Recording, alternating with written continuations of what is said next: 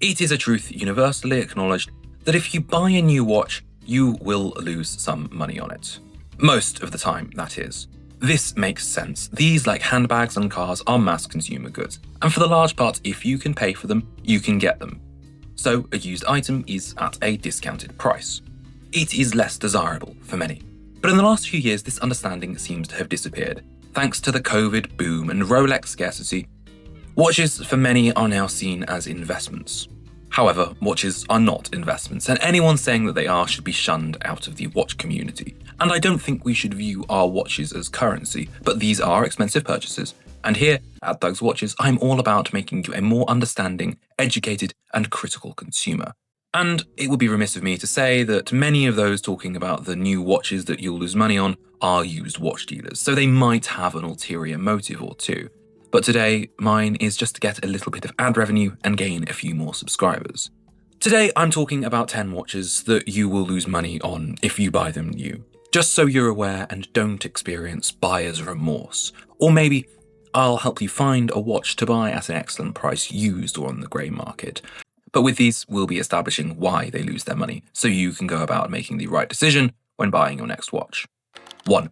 Any new Omega. Right, so this is sort of the elephant in the room of this topic. Neo vintage Omega, I do believe, are an incredible value proposition. However, new unworn pieces are floating around on the grey market for whatever reason for a considerable whack less than RRP. These days, it's pretty easy to find between £1,000 and £2,000 off of a Seamaster 300, and between £2,000 and £3,000 off of a Speedmaster of some description. And that's quite the hit someone would have taken on their new lovely piece of Swiss jewellery, as after all, the dealer would have paid less than that to get it in. I'm never quite sure how unworn pieces end up in the hands of grey dealers. Do people really buy Swiss watches without the intention of wearing them? I'm not sure. But those that are worn, they take an even larger hit.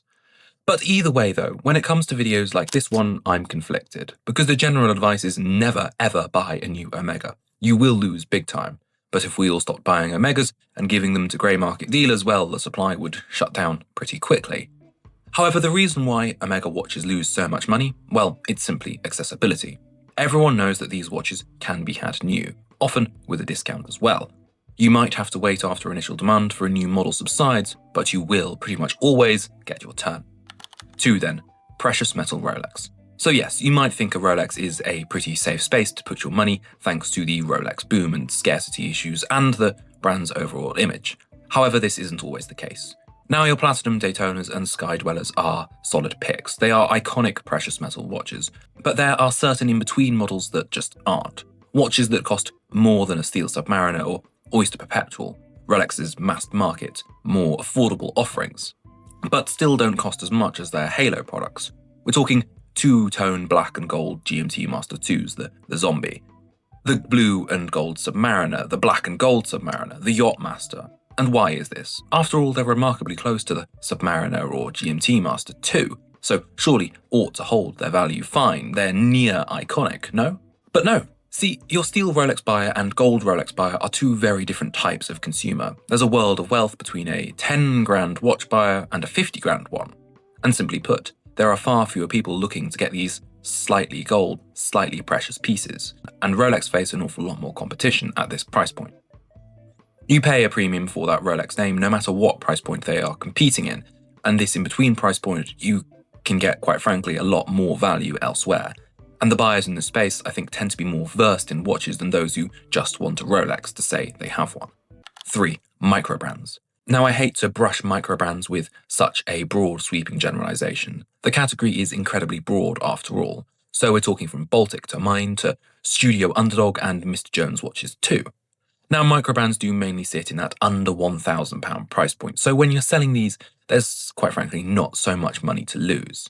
20% off a Submariner these days would nearly be £2,000, but on a £1,000 watch, 20% is only £200. It's still a lot to lose, yes, don't get me wrong, but it's not coming near your house deposit.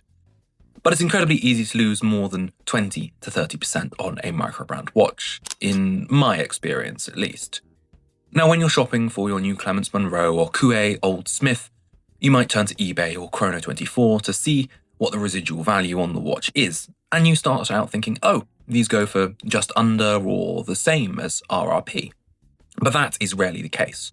Often microbrands are available in limited runs, aren't available directly in every country, so you need to pay a little bit of tax, which means owners think they can get away with asking for what they paid for the watch, as there's less of a supply of these. And that's their right. We live in a free market. But microbrands are just that, micro. They don't sell infinite watches, and the used market for their pieces are rarely the hottest. So you list it, you wait a week, and you get no interest. A month goes by, and maybe people are seeing your listing, but are opting to get the new piece and have the warranty and customer care, because after all, this isn't a Seiko. You saw some quality control issues on Reddit that leave you concerned. So you drop the price, then again, and get a lowball offer. Finally accept it and move on with your life feeling burnt. Now then, a specific watch, the Raymond Weil Freelancer. New in these watches sit between £1,700 and £3,400. And at that price point, they are well-priced pieces for what they offer, ranging from entry-level upmarket everyday Swiss watches to those with complications like tourbillons and chronographs. However, if you buy one of these new, you're going to lose a lot of money if you sell it. If you go to your usual online watch platforms, some are as low as £500. Your complicated models about £1,400. So you're losing over half your money, which is astronomically bad. It makes the loss on a new Omega seem almost justifiable.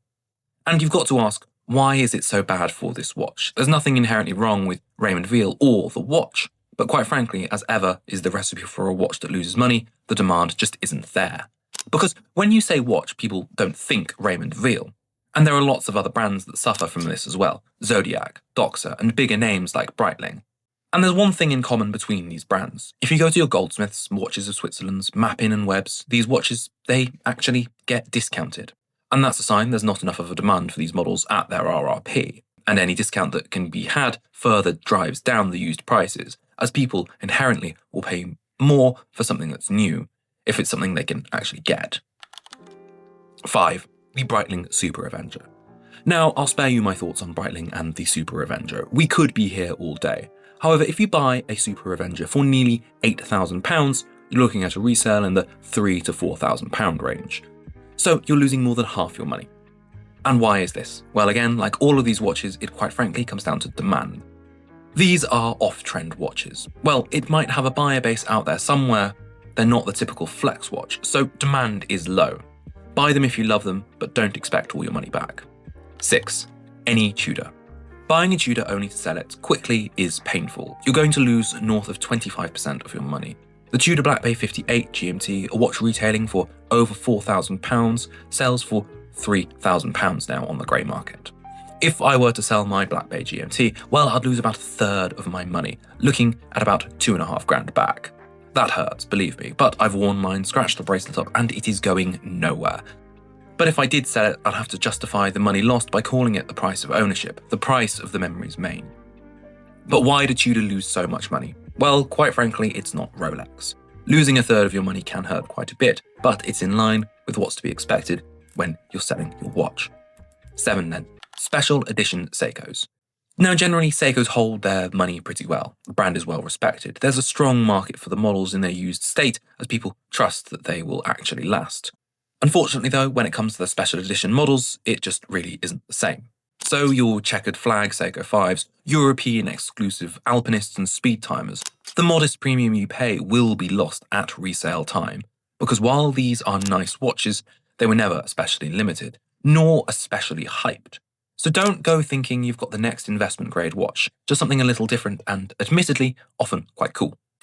8 then, this week's hype watch. We've all been there, whether or not it's a vintage Tag Heuer Formula 1 or a Patek Philippe 5711. We've all thought about buying a watch when people are incredibly excited about it and the prices are going up. And I hate to be a downer, however, I'm a huge believer in Sod's Law, meaning that if something can go wrong, it will.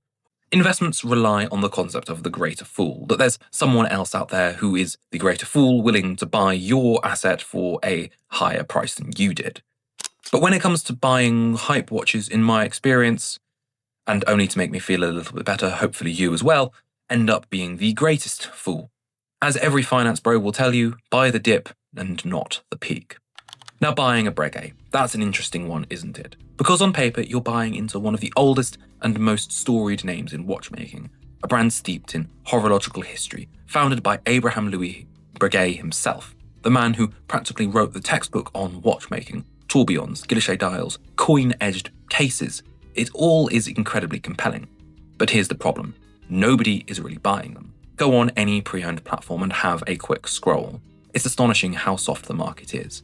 A Marine or a Classique that retailed at, say, £20,000 to £25,000 will often be sat there for 10 to 13 grand. And that's for watches that are just a few years old and in excellent condition.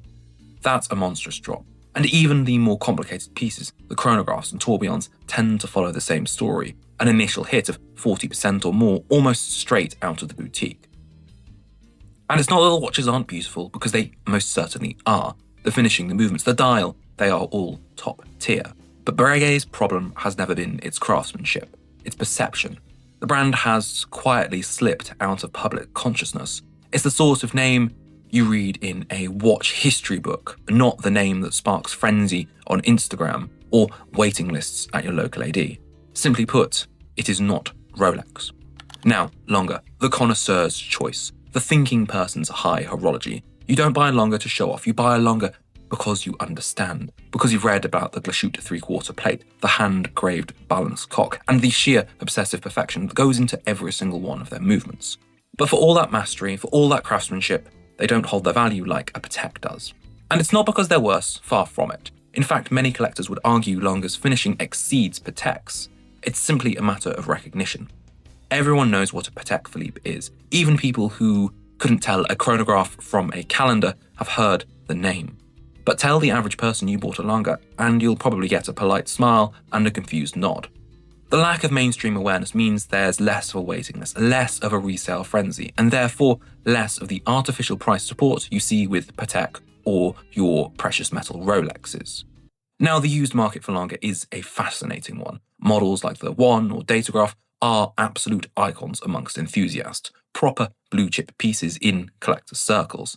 Yet they can still be found pre-owned for 20 to 30% below retail, with aging examples priced at half what their new counterpart would be.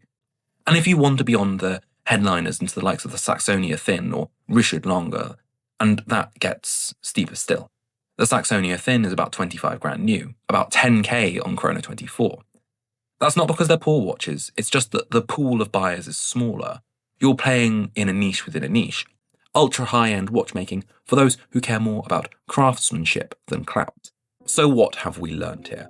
Well, first off, buying a new watch at RRP is rarely a safe investment.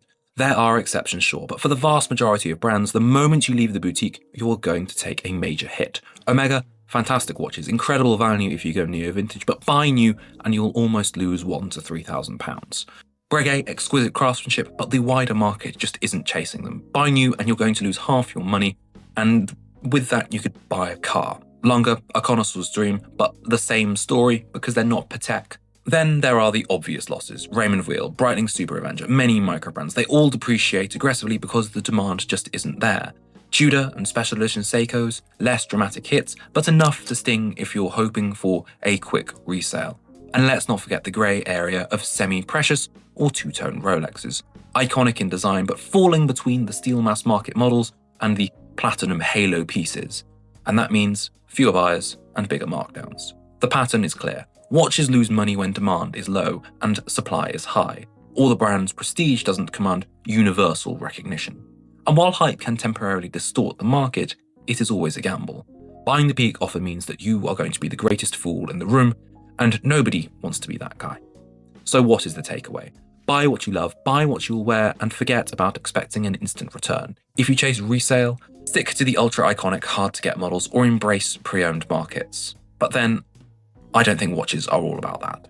As ever, thanks for watching. If you like my work, do consider becoming a channel member. You'll get an extra video each month, as well as a few other perks. If not though, do remember to like and subscribe before you go. It helps me out just that little bit. And till next time, bye-bye.